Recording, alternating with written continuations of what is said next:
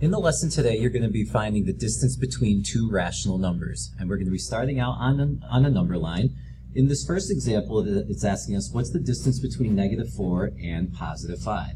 And so I'm going to put a dot on each one of those numbers on my number line, -4 and +5. And now I'm just going to count the distance. 1, 2, 3, 4, 5, 6, 7, 8, 9. This is a distance of 9 units.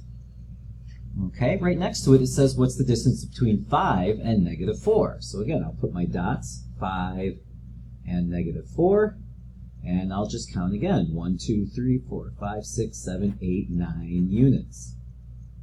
Okay, and you might be thinking that was silly to count because the numbers, if you notice, were in the exact same location. It was the same numbers, they just reversed the order. Okay, and so in the next set, it asks what's the distance between -5 and -3. So again, I'll plot those numbers, -5 and -3. And that's very easy to count. That's just 2 units away. All right, 2 units is the distance. And the same thing over here, the distance between -3 and -5. Again, it's the same numbers. I just reversed the order. It's going to be 2 units in distance. Okay, and then in the last example, what's the distance between 7 and -1? All right, 7 is over here, -1 is there, and then I'll count 1, 2, 3, 4, 5, 6, 7. That's 8 units away. 8 units is the distance. What's the distance between -1 and +7? Well, again, same numbers, just I reversed the order. This also is going to be 8 units. So in the questions underneath, they ask in part A, what's the distance between -4 and +5? And that was the first set of numbers that we looked at, and we saw that that was a distance of 9 units. And then we looked at the distance between 5 and -4 over here, and that also was 9 units. Okay, and then it asks, were the answers the same for the second and third problems as well? Well, if we look at the second setup here, between -5 and -3, that was 2 units. Between -3 and -5 was 2 units. Between 7 and -1 was 8 units. Between -1 and 7 was 8 units. So yes, they were the same.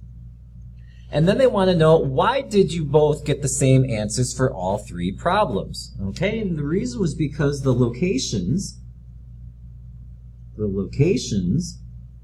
of the numbers did not change. Just the order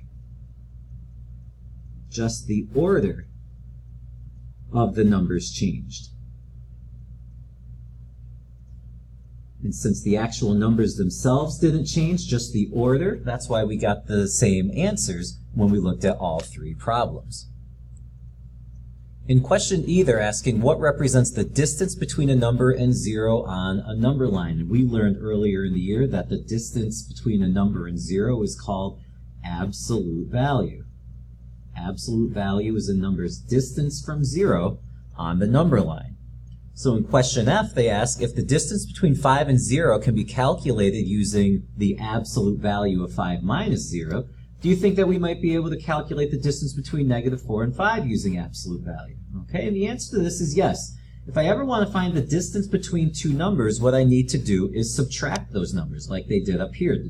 The distance between 5 and 0, they did 5 minus 0. So to find the distance between -4 and 5, I'm just going to subtract those numbers. -4 minus 5.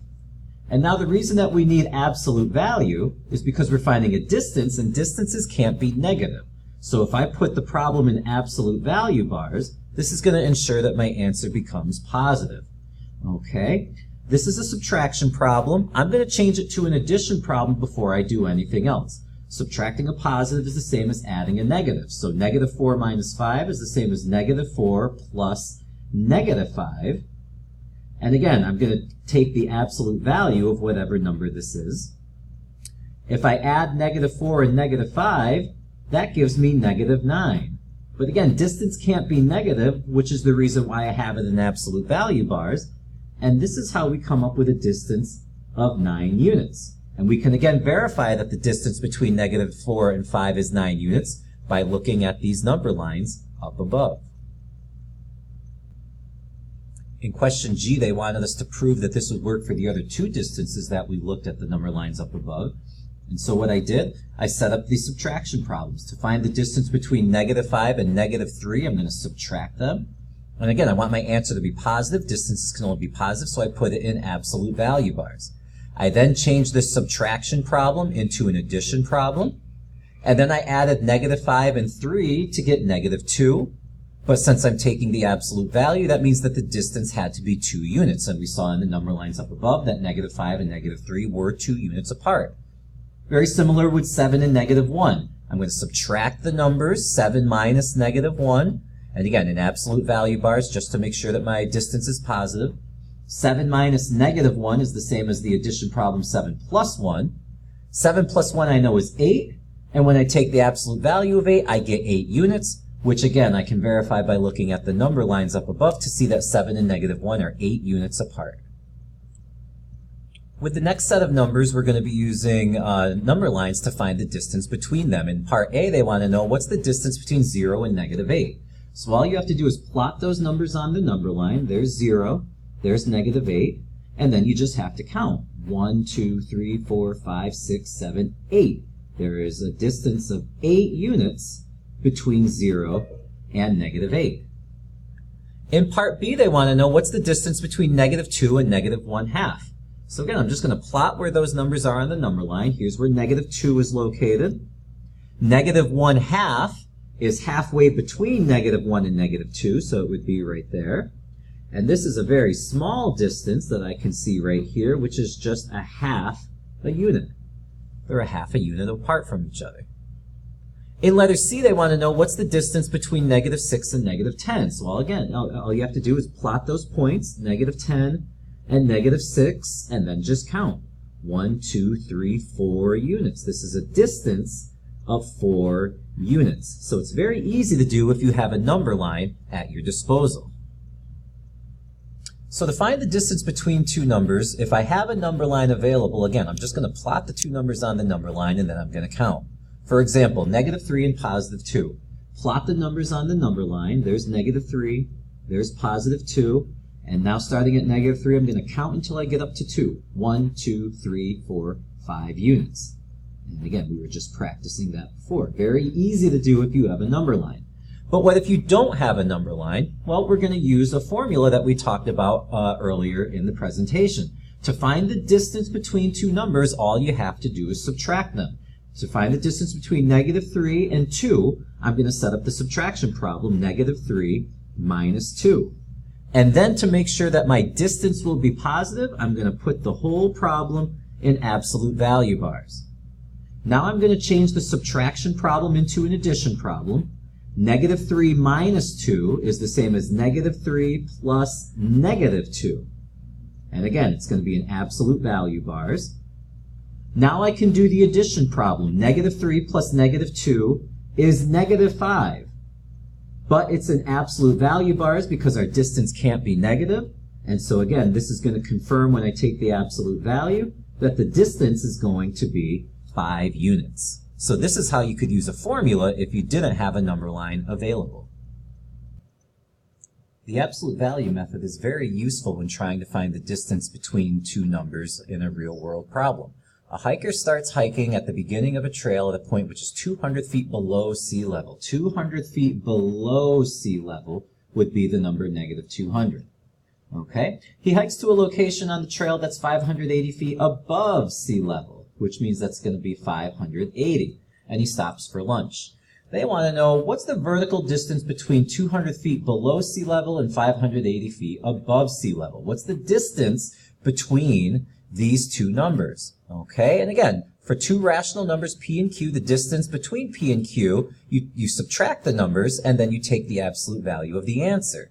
So, if I want to find the distance between -200 and 580, I'm going to subtract the numbers. -200 minus 580. And again, I'm going to set this up in absolute value bars just to make sure that my distance will be positive. Now I'm going to change my subtraction problem to an addition problem. -200 minus 580 is the same as -200 plus -580. And again, in absolute value bars. I add the numbers together now. Negative 200 plus negative 580 is negative 780. And the absolute value of negative 780 is 780. Okay? So that's how far apart the two numbers are. How should we interpret 780 feet in the context of this problem? Okay, well, we can say 580 feet and negative 200 feet are 780 feet apart. Okay, 580 feet above sea level is 780 feet above 200 feet below sea level. In example 6a, they want us to find the distance between negative 7 and negative 4. So I'm going to set up my subtraction problem. Negative 7 minus negative 4. And again, inside absolute value bars so that our distance will be positive. Change your subtraction problem to an addition problem. This is the same as negative 7 plus 4. Again, inside of absolute value bars. Now do your addition problem. Negative 7 plus 4 is negative 3. And inside absolute value bars, I could see that this is going to be a distance of 3 units. Negative 7 and negative 4 are 3 units apart. In letter B, they want us to find the change in temperature if the temperature rises from negative 18 degrees to 15 degrees. So how far apart are these two temperatures on a thermometer? So if I want to find the distance between these two numbers, again, set up the subtraction problem. Negative 18 minus positive 15 inside of absolute value bars. Change it to addition. Negative 18 plus negative 15, still inside of absolute value bars. Negative 18 plus negative 15 is negative 33. And then when I take the absolute value, that's going to be 33 degrees. Okay, the change in temperature was 33 degrees. Now, would the answer for part B be different if the temperature dropped from 15 degrees to negative 18 degrees? Well, probably not, because again, these two temperatures are the same temperatures, I just reversed the order. And I can show that with the formula. I'm going to subtract 15 minus negative 18. Okay, very similar to what we did up here, I just reversed the order. Change the subtraction problem to an addition problem. This becomes 15 plus 18 inside of absolute value bars. 15 plus 18 is 33, and the absolute value of 33, again, that's going to give us a change of 33 degrees.